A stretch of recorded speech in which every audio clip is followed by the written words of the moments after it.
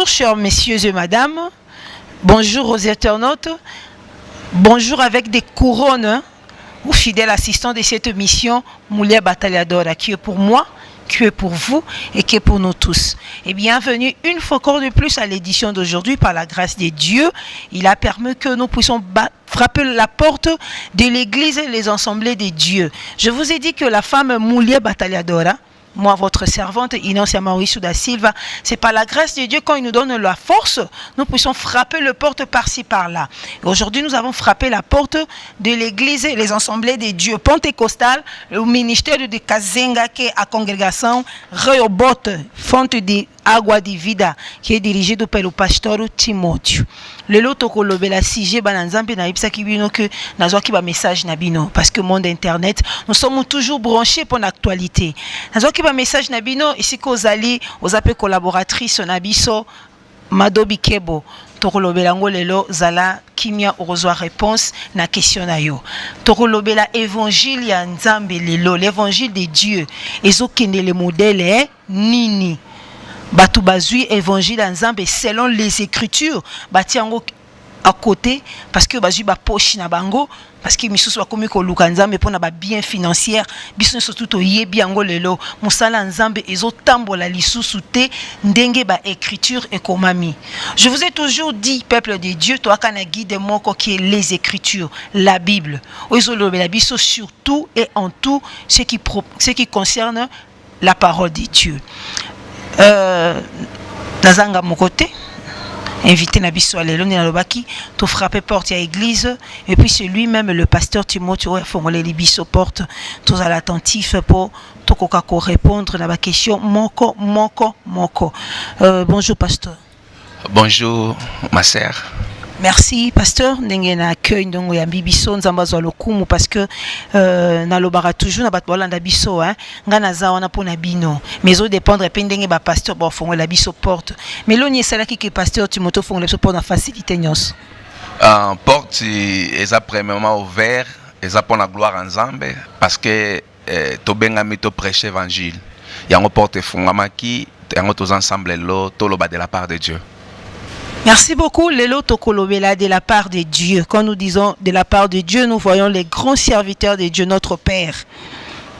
Le révérend docteur pasteur Israël Mbambi de l'église Salem, celui les visionnaires de l'église Salem, là où vous êtes, papa, que Dieu vous bénisse. Papa Pierre Diavanga, que Dieu vous bénisse, papa. Nzambe ya Moulia Batalhadora, abakisa mikolo na mona ki papa na fesse na moni photo papa kitoko makasi. Nzambe na biso abakiselo na mikolo mingi na ozali osapo na biso. Je remercie encore le pasteur Dominique Ngoyi. Na liko remercier groupe K ya Saint-Augustin na partage bozo sala na bisaki bino que ezapona bino ya ngwana émission Moulia Batalhadora lelo komi na succès. Na komi na plus de 10 000 15 000 vues donc nzamba zo lokumu na zanga mon côté. Na sala ngonga mon côté. Ezande bino bozo partager. Lidi Muswamba nzambe nanga pambola yo. Le couple Mado Bikebo et Vicky Ozana nzambe nanga apambola bino. Diaspora Salem nzambe nanga pambola bino. Bozalaka attentif, Serge Lutumba, Moussale Bandi, pasteur Timothée. Le sujet na biso tokolobela sur évangile. Évangile en Nzambe ezokende wapi. Le côté komi est belé. Mais na ko répondre premièrement na question il y a collaboratrice na bisope azana Irlande Madobi Kebo alobi maman Moulia Batalhadora la fois passée au lobaki que le nom de Jésus-Christ menga na tangi na moni ange tanga ki kokutana na Marie aibisaki que Marie okobota mwana okopesa kombo ya Emmanuel qui est Dieu au milieu de nous. Est-ce que kombo ya Jésus-Christ provenance na ngekuta api? Première chose tolingaki to sambela muke pour totika momo na maboko Nzambe po eza mama moko ekoedifier ba vie abatu yango tonga to sambela. Seigneur notre Dieu, to pesio merci to kabi moma auto lekisa ya mission na maboko na yo tika le Saint-Esprit azwa maloba na biso pona ko édifier batu nyonso ba recevoir parole oyo bazala béni dans le nom puissant de Jésus-Christ. Amen. Pour la question l'obami sur le nom de Jésus, et sengel to comprendre eloko moko. Lelo batu ebele balingi ba zwa makambu na Nzambe na ndenga musuni par rapport à kombo. depuis le temps makambo nyonso banda évangile nde totangi biso mutu za ba lecteur ya Bible ou ba étudiant ya Bible. Ange tango ayaki ko annoncer naissance à Jésus akotaki premièrement na contact na Marie, apesaki indication kombo koloba na kombo Jésus Christ, koloba na kombo Emmanuel, tokoki jamais koloba makambo oso tozozonga na écriture te. Avant hier aloba na Matthieu 1 25 concernant que kombo ne ba opesi za Emmanuel, Dieu parmi nous, na 22 ba idike da kombo Jésus. Soki tozali lelo ko compliquer sur le nom to sauver batute na kamamba non. Mutu nyonso ebi même ba sorcier. Un sorcier soko tunye Yoshua, ayebi soka ate ngana ebika Jésus. Bible dit au nom de Jésus, tout genou fléchira. Toute langue confessera qu'il est Seigneur. Alors, biso, et l'eau quand on a partagé les lots, on a pesa da ko lancer verset biblique autre partagé, et ça mouké mais au songa biso dans Galates chapitre 1, dans verset 9, parole y a Paul, azolo bana peuple ba Galate. Alors biboé, nous l'avons déjà dit, et je le redis maintenant. Si quelqu'un vous annonce une bonne nouvelle différente de celle que vous avez reçue, que Dieu les rejette.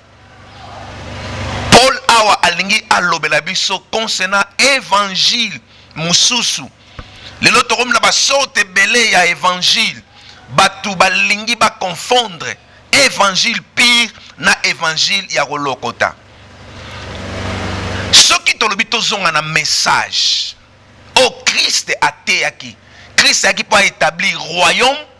Alors qui était royaume est proche. Repentez-vous. Jean-Baptiste, même chose. Apôtre tant baillé, tant l'église est bandit, prêcher qui miracle, prêcher qui repentage, peut démontrer que pas un peuple puissant sans Zambé. Si ko lelo oyo na question botuni, po nangai, nangaki mingi to basé na bekriti po na édifier batu parce que débat. Ndenge zawana ba débat total ba TVB ba débat ekomi atako pengwisa batu ba débat ekomi kolongola force évangile eza puissance évangile eza faiblesse mais par rapport à bakne bazo memango évangile ekomi ko s'affaiblit petit à petit. Oh pasteur Timoto lobi eza vraiment likambo solo hein parce que za ba famille mususu benga kinga lobi mama Inancia natala ki débat moko soki ata mutana lobi lokuta moi-même hein? Je vous jure au nom de Dieu, Nathalie na internet, biso toza branché na internet, famille Mawanda Blaise, yoka bien Hollanda. Nathalie Ango, namoni un pasteur, je ne vais pas citer le nom, azo bénir un couple de l'année 2016. Je vous bénis au nom de Yoshua d'Israël. Pasteur Timothée. Ndongo lobi ki toza la basé na écriture parce que ba débat mususu et komi ko bungi sabatu. Neti famille ou mawanda na famille masengo tomba benga kinga babina nga vraiment ke mamule batala dola to landa kapelo moko ebungisi biso nzela to lingi siko yo lokozo ke na ngona ndenga vérité lukila biso mosala nzambe akozongisa biso selon les écritures soki déjà kombo ya Jésus Christ lobamaki avant kombo ya Emmanuel. C'est que Jésus Christ le lot ils ont la remplacé par Yoshua il y a Israël. Provenance à nom Jésus Christ et ange annonça kiango ou bien ange alobaki kombo ya Emmanuel. Selon l'écriture, ce toqué na Bible, c'est toujours photo dans la Bible, et c'est très très important. Selon l'écriture na Matthieu, oh batubazo kolobela Matthieu 1 22. Autant on rapidement pour na kosunga batu. Ainsi se réalise ce que le prophète a dit de la part du Seigneur. Les jeunes fils, les jeunes filles attendraient un enfant. Il mettra au monde un fils. On l'appellera Emmanuel, ce qui dit Dieu avec nous. Na 21, balobi boy, elle va mettre au monde un fils. Et toi, tu l'appelleras Jésus. En effet, c'est lui qui sauvera son peuple de ses péchés. Et loko o batulelo bangbanda ko compliqué et ça sur le nom. Tant balobi Jésus signifie sauveur. Tant bakena Emmanuel, Dieu avec nous. Parce que biso to yambi évangile na langue originalité. Na grec interprétation ezande mususu na hébreu interprétation de mususu lokwa biso to yambe évangile na français bien na portugais toujours soko lobi Yoshua eza eloko eko changer place wana te. Les choses plus importantes, ce tangi na les actes des apôtres, ce tangi na 4 évangiles, on ne parle que de Jésus-Christ, le oint de Dieu. On ne parle pas de Yoshua. Pasteur Timothée Limbisanga, parce que monde est au vendi bomo que monde internet est comme évolué na point mon corps. Ba famille minene obiki na poto batu bauta misala bazi va maton ba vandi ba otala ba olanda ba internet na bango neti na olo ba boy directement le PDG Jujunga la zwa question demande à question na yo pasteur lelo lokuta mabe to kende gauche to kende droite te au répondre par si ou non. Si le nom du Messie, le fils de la promesse, c'est Jésus-Christ, c'est que Yoshua Massia, ce sont les faux. N'est-ce pas? Pour la réponse à Yoshua, il a fauté. Tout ce qui a compliqué l'évangile. L'évangile est simple, mais il a compliqué. Lelo ezana eloko moko boye elinge détruire batu par rapport ya biloko bazo kende ko tanga pe ko zwa. Mutu oyo botami na mboka oyo balobaka grec te, balobaka hébreu te. Siko so nga benga Jésus, faut benga ye na langue na ye. Bible so parle que tout genou fléchira devant ce nom et toute langue confessera que Jésus-Christ est Seigneur. Donc mutu oyo ayambi évangile na français à comprendre les choses en français. Mutu ayambi l'évangile na portugais à comprendre en portugais. Ou ayambi évangile na anglais à comprendre en anglais. Si ko tango ba groupe de prière banda par exemple na Congo, ba bazako bika, ba parler langue, est-ce que Yoshua utaki wapi? En tant que pasteur na analyser eloko moko lelo elingi et détruire évangile. Et ça na maté ya moko ebimi batu et so compliqué batu na ba serviteur na bana na nzambe c'est sacerdote. Alors na sacerdote wana batu balingi baté ya évangile mususu nde Pierre nde Paul alobi. Biso to ebi ke évangile pire eza pona ko sauver, eza pona ko édifier, eza pona ko compliquer vie ya batu te. Ba porte tant ba prêcher évangile na naissance église, ba montrer ki puissance il y a Jésus-Christ. Si ko biso na tana biso oyo eloko liboso elingo compliqué batu ezanini ezaba imitation. Ezaba imitation. Par exemple mutu onzamba bengi comme pasteur. Neto zabo source na biso c'est le Saint-Esprit. Source na biso c'est le Saint-Esprit. Soki source nous a sous Saint-Esprit te et comme source mususu elingo lobanini déjà oza perdu na vie na yo. Donc ngai pona ngai mutu akokolongola nga eloko na mutu na nga azate. Moi je fais tout au nom de Jésus-Christ de Nazareth. Eloko musu ezate. Yoshua ezaka kombo. Ko batu lelo bazo nga ba compliqué nango. Faut que l'évangile moko simple pour na ko sauver peuple nzambe bazobunga. Ça, c'est la vérité, le diacre de l'église, Patrick Bolampati. Pasteur Timothée, Makambangoni a baki toke malembe parce que peuple de Dieu comprendre. Batimiso soit à occasion de autant la Bible. C'est là aussi qui tue. Moulé batalador avec sa Bible, tout chrétien. Faut avoir le temps, Josué 1:8 le binabiso que vous méditez livre oyo matin peu soir. Pourtant on a médité autant peu pourquoi au sala selon ce qui est écrit après écopé sur succès dans makamunio surtout oyo yoko sala. Pasteur Timothée, moi-même là personnellement hein, Dieu témoin. Un pasteur a dit que maman moulé batalador là le Nouveau Testament, Mutuba Komango, ce sont des païens. Les lois na église na yé, la fois passée, nous avons appelé ça grâce au soleil qui na pasteur il y a l'église de merveille. À lobby, à ce qui s'est engagé lobby, maman parle de la so qui ba boy combat Jésus-Christ, c'est qui batanga sous Bible ôté. Souvent ba lobby que Nouveau Testament est écrit chez le païen. Il a dit que le Nouveau Testament Mutuba Komango baza ba païen. Donc, écriture sous qui l'Ancien Testament, parce que soi-disant, bakena qui na Israël, peut-être pasteur Timothée grâce ou anate, ok Israël peut que ça ba recherche ne baninga basala qui. Alors nalingaki na répondre ndeko o alobi que Nouveau Testament batba komiango ce sont des païens. Eza pasi makasi pe mawa pona e. Eza pasi makasi.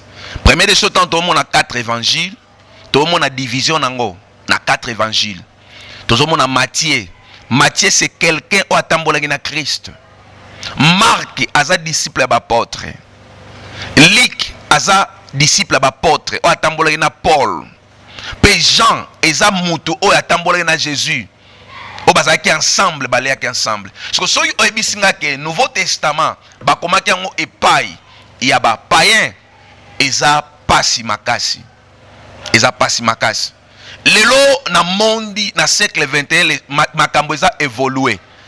Nanga tuna mutuna na batu. Nani oyo a inventé Facebook? Aza païen. Nani a inventé Internet? Aza païen. Eza chrétien te mutasala ki computador. Alors ceux qui oboyi Nouveau Testament ba païen ba saki onzo sala te, arrête-toi ya ko ba Facebook, ba Twitter parce que ce sont des païens. Mais chose très importante, même les païens mutakomaki 4 évangiles. Bon angai, il a parlé que de mon sauveur Jésus-Christ.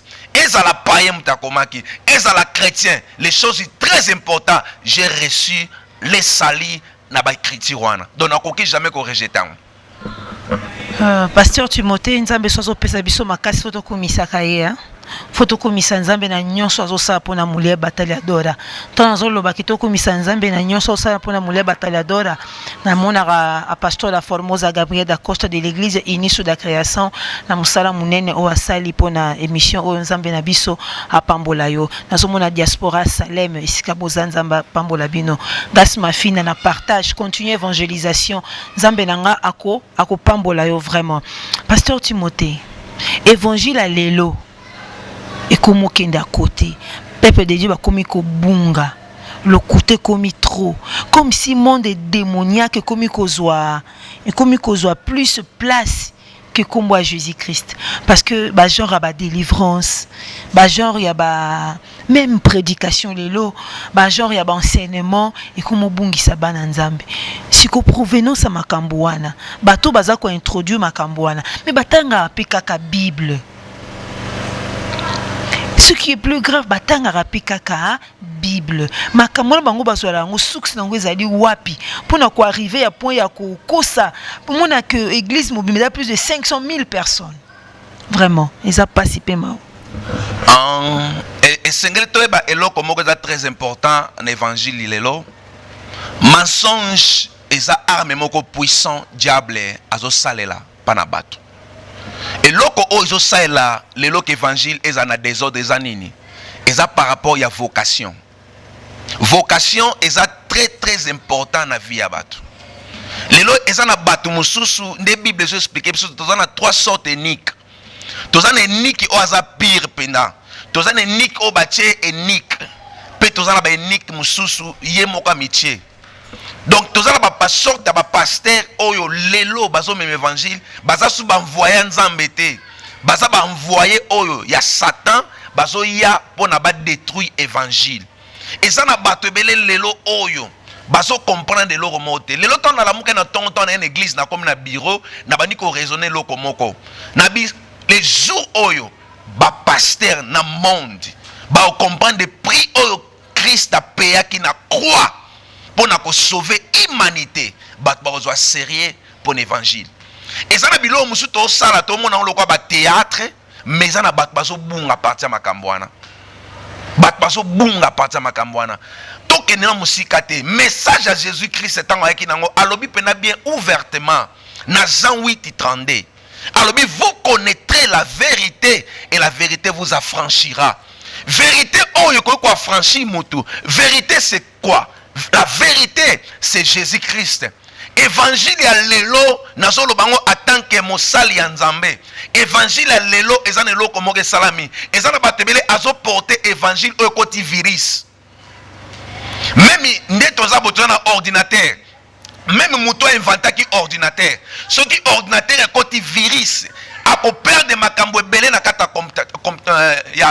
ya computador bien ordinateur sikopo ordinateur wana ezonga ko fonctionner malamu faut ça nini faut a désactiver nyonso eza kuna aboma makambo nyonso bongo a réinitier ordinateur eza na bato ebele lelo baza na posa babandela lisusu na minute oyo toyoka makambo mosusu te totala ba peuple perdu bato bazobunga lelo tozota ba débat mosusu oyo ezoporte salite eza na makambo mosusu na kala ba Pierre ba Paul bazali kosala ngo non na balabala non na TV même na temps wana ba red social ezali te mais bazali ke na Jérusalem kosala débat sur ba païen oyo bayambi évangile bayambi Saint-Esprit et ke kuna ndenge nini yango biloko bon biso tolingi ba débat oyo ekodifie peuple nzambe pe ekodifie bato bana mokili parce que évangile lelo est père de valeur nango évangile est père de valeur ou père de valeur na bato bazo porter évangile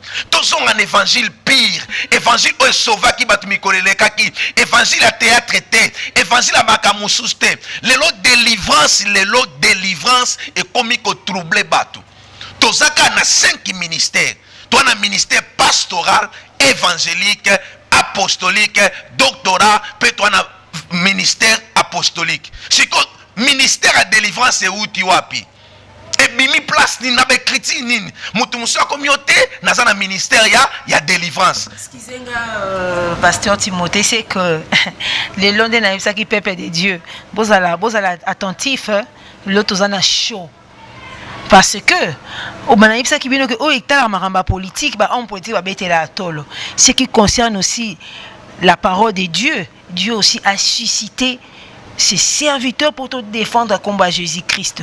Bino ba beaucoup na ba internet c'était hier ou l'aventure na moni frère Moko abi ngana kufa ngakomba Jésus-Christ na Irak balingi ba pendre ye ba tia esinga na kingwa kufa pona komba Jésus-Christ.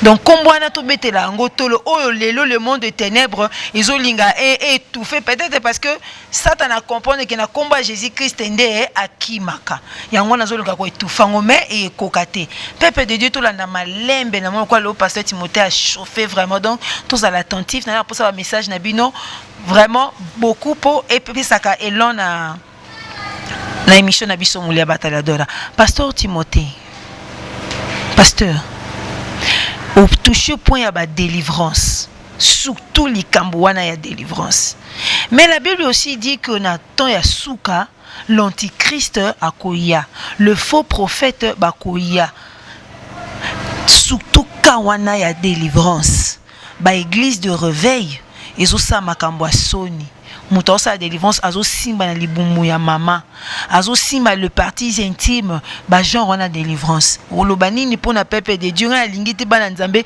babunga ata ba pasi na bango ba tchaka mabolongo bango moko nzamba ko kalo sambo na bango le fait ba ke luka ba prophète azonga bwa matabwe maya mungwa 2000 kwanza ligne de prière yango na tamzo luka makambo wana pasteur Timothée ko édifier ni vraiment na peuple de Dieu. Alors pour na likambo mama atuninga sur la délivrance lelo est troublé batebele parole délivrance et la parole délivrée bapôtre tant ba ki évangile tant bazwa ki évangile ezana makambo ebele basalaki mais biso lelo batu ndeti ba moment na délivrance c'est comme eloko moko asuka na édifier moi na nzambe moko boye et sengeli o comprendre eloko moko eza très important. Jésus-Christ tant akutanaki na femme samaritaine na Jean 4. C'est notre modèle, c'est notre sauveur.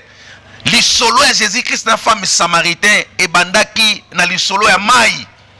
Si makolo wana lisolo ya mai e ke na lisolo benga mobali na yo. Moi ça lobi na za mobali te. Yesu ayebisie. Yo ozana ba mibali 6. Ozali na 5 otiki bango 6e pe aza mobali na ote. Moi si wana est troubla qui est Yesu simba ki femme samaritaine te mais Yesu azwa ki ni a ramenaki conscience sa femme samaritaine véritable délivrance ezatangu yo muto ozonga na conscience na yo na ozo sala soko tambola na sorcellerie zonga na conscience na oke nzambe na tika sorcellerie soko za na kindumba zonga na conscience na yo et loko moko fo yebeza très important. fils prodige tanga bimana ndako papa na ye tanga kendaka atake fils mais tanga kei azwi biloko mususu ezaki na part ya papa na ye mais Bible zoloba nini na Luc 15 Bible bi azongi kati na ye. Ma sœur, mon frère, zonga kati na yo. Pasteur, zonga kati na yo. Conscience na yo zonga. Wapi nzambe, wapi évangile to akote na temps oyo to yambaki évangile na ba groupe de prière. Wapi sanctification wana, wapi force wana, wapi dédication wana ya to na posta to zonga. Lelo nzamba linga ebisa ozonga na conscience sa vie na yo. Yango eza véritable délivrance. Muto akosa yo te, luka nzambe na pireté. Na ebiso loko moko, ana zwaki Samuel. Ndenga zwaki Samuel délivrance ni alekaki azaki na conscience na promesse nzambe tozonga na kata conscience ezaka conscience tango zonga na conscience nzamba ko bénir yo nzela no ekende liboso kolanda makamususu te non pourquoi to avato sala délivrance faut sala boye avato ba cérémonie tokeba na ba cérémonie soki cérémonie dominer spiritualité d'église nzamba zalaka lisusu te Dieu travaille na kata spiritualité ya ona na senga na bino pardon so bomo na sala erreur na français na lingala parce que naza mingi na monde ya côté ya portugais mais o eza très important muke ozozwa ezongso na conscience nzamba lingio mingi tana no yangoyo c'est pas encore trop tard nzamba ozela yo nzamba na poso zonga yo mto perdaki espérance baba lié mbongo pour ba délivrance ba palaki mwana ba pesa ko prophétie ko samete tika na biso loko moko prophétie ya solo eza euta na mutema nzambe euta na mutema mutute lelo ba te belé ba comprendre loko ote tikete nzamba sunga yo ozonga na ndaku na ye ozonga na conscience aza maboko ofungama aozelo pozonga nzamba lingio.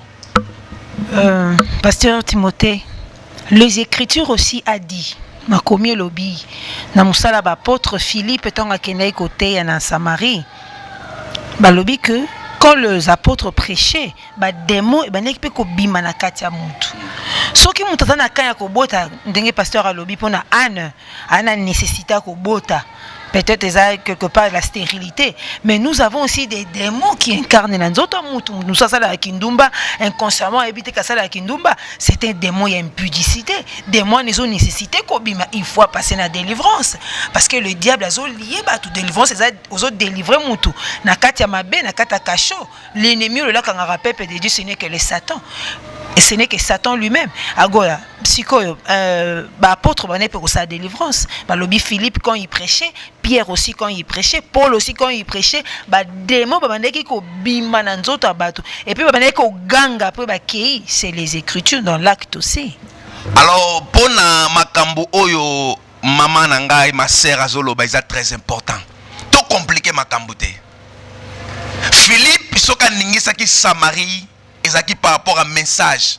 Bible dit Philippe pressait Jésus-Christ. Ba démon ba obi makata douceur asimba batu. Message yango muteme maka délivrance. Message. Pierre naza bakute na mutona na acte 3. Tika toke musika te. Na français balobaka on donne ce qu'on a. Celui qui n'a rien, il ne donne rien. Ba ebisi na mokaka taniwana na porte ya temple.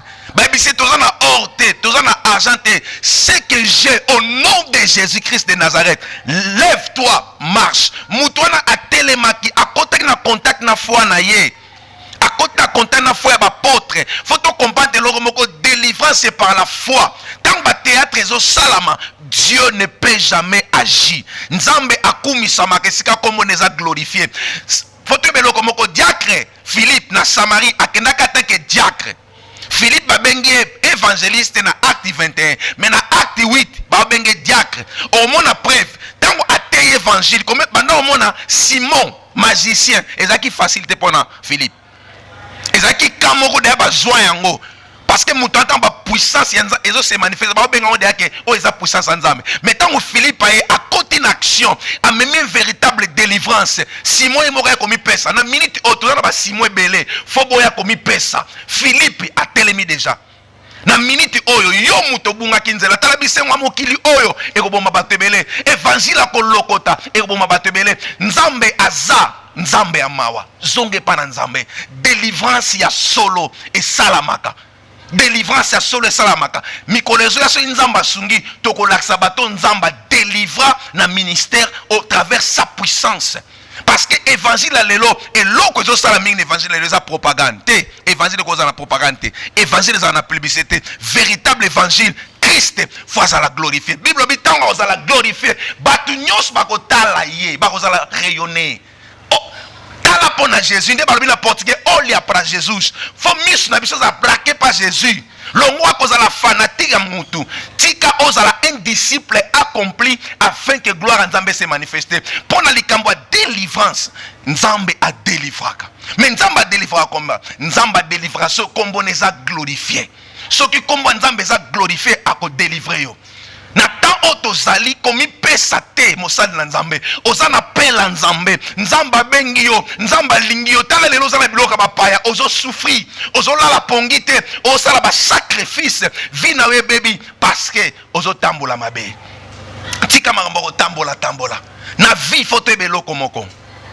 nga nazo croire na affectation ngai nazo croire na affectation mais keba okende oluka mutu moko oyebi source na ete eza très dangereux eza na bato ebele lelo nzamba pesaki ye don mais don na ye bato mosusu bayibi yango sans ayeba yango fo tokeba na baconnexion tokeba na baalliance yango ezodétruire bato lelo Jésus Christ adélivraka kaka soki kombo neza glorifié le Saint-Esprit akose manifester na quatre églises soki kombo Jésus eza glorifié ce kombo Jésus eza glorifié te le Saint-Esprit akose manifester te délivrance véritable ezali ba démon bakoloba na kata mutu mais tant ba démon baloba na kata mutu après mutu wana soka koya telemi akozala nani fo batu changement ezala Jésus Christ aibisi mwasi moko na Jean 8 aibisi mwasi wana aibisi femme ngala défendre yo te banga baba mo mabanga banga basisa la vie na yo mais aibisi mwasi wana eloko mo lelo ba pasteur tobosanaka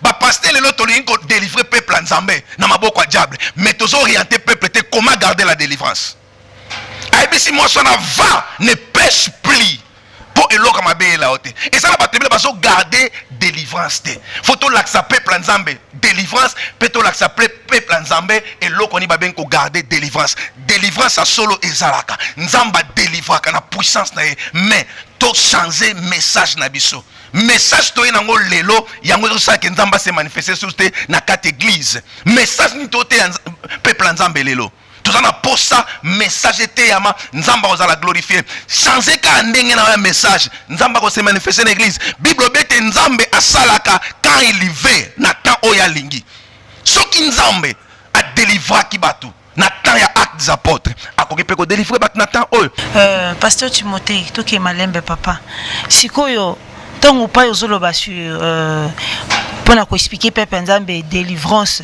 mais moi je crois aussi parce que Paul tant que bandeko prêcher Paul na Silas ba okende bazo prêcher parole la Bible dit qu'ils allaient ki na mwasi moko bandeko na bango chaque jour na sima azolo ba croire na bango baza ba peuple baza ba serviteur de Dieu ba la vérité Paul a chassaki démon wana mais oui délivrance fait ça là ma faut que lo ba la muta chasser démon mais problème ka que ba démon lelo ni bazo bimana ebite so eza ba démon 21e siècle faut lo ba ngata mwasi kaka nganoko fulanu kaka yango na tamso ezo sala la différence mais Paul aussi a chassaki démon ya piton na kati ya mwasi na baneko na bango chaque jour en concernant délivrance ba esprit eloba kati ya batu tozo croire nango mais lelo comme ba théâtre tango yesu abengana ki milimo mabe bangenda ko tala bangulu na mona milimo wana mutute mais ba esprit côté bangulu agitation ya bangulu c'est-à-dire que bangulu wana basali nini milimo mabe koti bango les choses spirituelles eza spirituelles par exemple lelo batu bazote ya misieleke te zo bimana banzoto batu ezo bimana banzoto batu zo mona Thompson bien bagri na français mbisa oka ya mai ezo bimana banzoto batu bat ba benga ngo ba surnaturel to kosa batu te surnaturel ezali mais lelope mensonge za mingi esprit mabe tant ezo se manifester na vie ya mutu ezala biloko elaksamaka jamais na quatre églises esprit mabe roza na nzota muteme ba quatre extrait du temps pour bimananzo tamutu. Non, non, non. Pasteur, comme le roi ma solo, hein. Tata moi si. Oh, ça dit combien de temps na kata nzoto. Non, non, je dis les choses vraies, hein. Dieu me voit, hein, parce que nga mon assistant, hein. Là, une fois, tu as eu groupe, tu as eu na montagne, tu as eu na musique. Tata moi, ça dit combien de temps na nzoto. On a sali 5 ans, on détruit nini, na détruit na makolo, na détruit na libumu.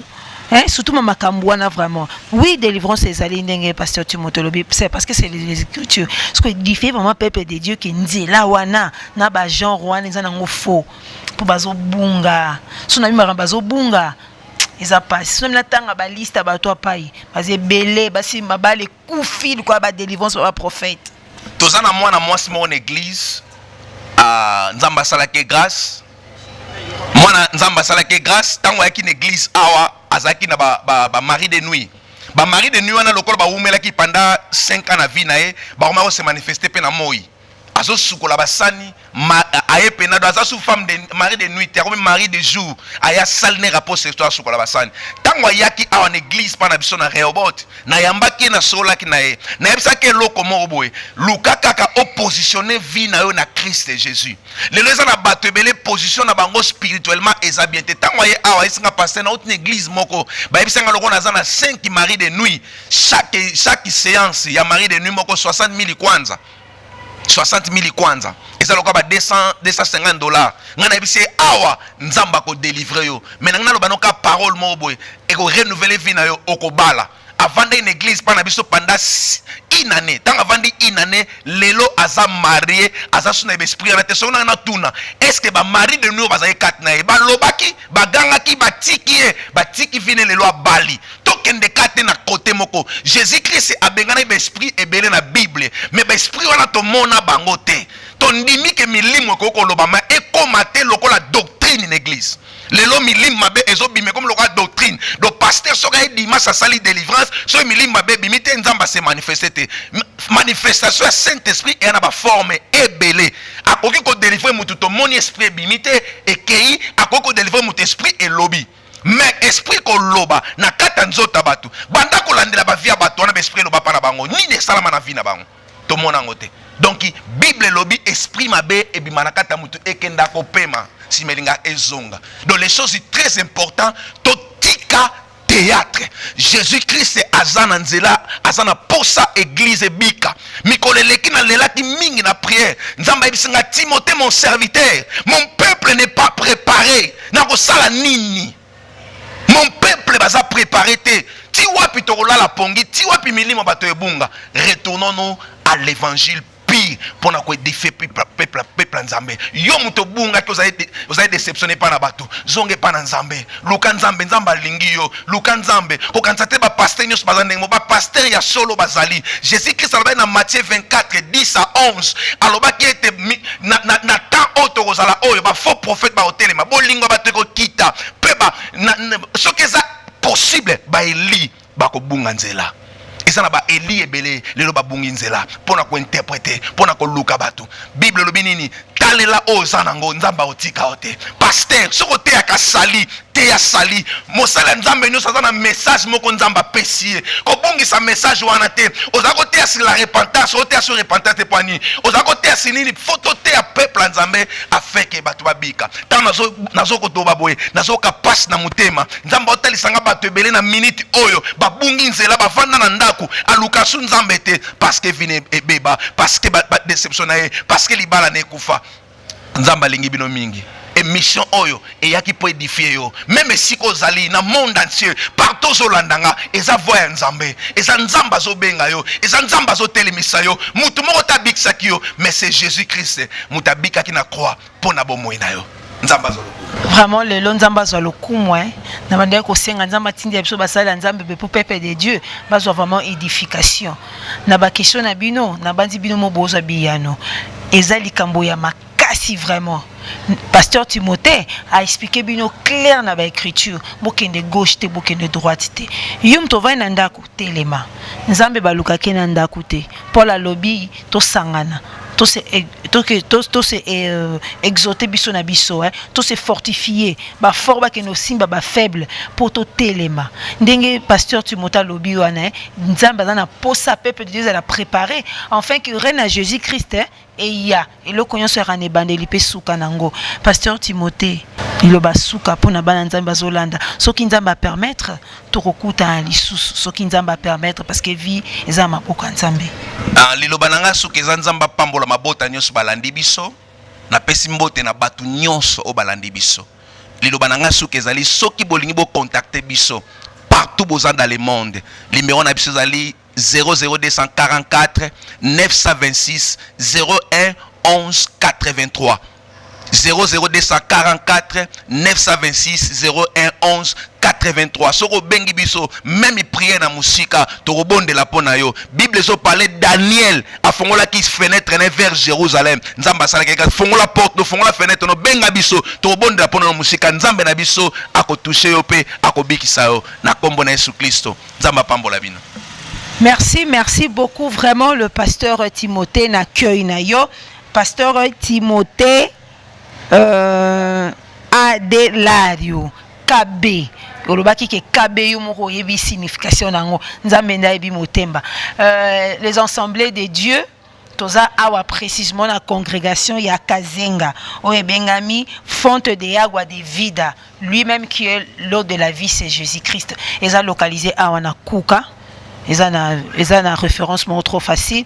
Alto dos Santos, avenue principale, il y a Fabrica, où est Salara Masanga Kuka. Dans ce courrier, le pasteur il est là disponible. Des boyo qui bino moko évangélise, ils ont bon côté. Évangélise, ça va chemin milaïté pour ne compliquer qu'à peuple de Dieu. Non. Évangile est facile. Nde biso peut-être pe toujours lukaba vina pressé. Toza malembe nzambe a opambola bino. Nzambe nanga ya mule batala do andina loba toujours a pambola bino. Peuple de Dieu siko bozali botele maboluka nzambe na bosolo. S'il y a eu un faux parce que un vrai existe. Ce qui dollar a faux et bima parce que baza qui a vrai parce qu'il y a onde basali a faux. Le vrai ezali et le vrai aussi existe boluka ngo bomonango. Nazali ko remercier équipe technique tant dans le bar équipe technique je vois le PDG Jujungala Famingala Nzamba Pamboli Bino na moni Gigingala pe Gingala Nzambe nanga Pambola Bino Bibita Sona Nzamba Pambola mule batala do ya ozela ka koli ndengolo baki Madobi Kembo Nzambe na biso apambola bino. Vraiment, l'équipe technique, le grand réalisateur Serge Lutumba, Nzamba Baksama Pamboli, Samuel na biso Lutumba Nzamba Pambola bino, Pasteur la Formosa Gabriel, Nzambe apambola bino, Mardoché, dans le bakta on a toujours, il y a tout au travail na Congo, Nzambe nanga vraiment opambola parce que za muto ya mbarabiso bien, apiso pesa rolala, apiso ope ya kolia. Soko za ko semer na musala Nzambe, foko ze ali futi. Muta mokilatika la na nyongo mais Nzambe na biso atika la na nyonga mutu te. Nazali ko remercier famille Ngala nyonso, iska bozana lemba Nzamba pambola bino, famille Bikebo museye moko papa na biso Nzamba pambola yo, Pati Bikembo na partage continue de Rolanga Nzamba pambola yo, Mado Bikembo, Janine Bikembo, Chantal Bikembo, Nzambe Nabiso apambola yo de la part de Serge Lutumba, alobi diacre de l'église Patrick Bolapati Nzamba pambola yo, Lidi Muswamba, Nzambe Nabiso apambola yo. Soki tozui opportunité mususu parce que la vie appartient à Dieu. Au moins ka lobi to sutuka bo Jésus-Christ ayeto monanité. Mais soki Nzamba permettre lobi to kuta lisusu prochain numéro. Moulia batalia do na loba ki na posa ba soutien na bino financièrement, spirituellement et salara ki musala Nzambe ke liboso. Soki bozo utika bato mabeba ba rumela ou bien ba se multiplier papa Nzambe pe ko dévier nzela. Faut to ça rendre fort, to appuyer kana ba prier na finance dans les vrais pour bato kenda ki na fo bazonga dans les vrais. Jésus-Christ aya passé le ki na mokili to ala mutu moko Nzamba zo lokumu. Amen.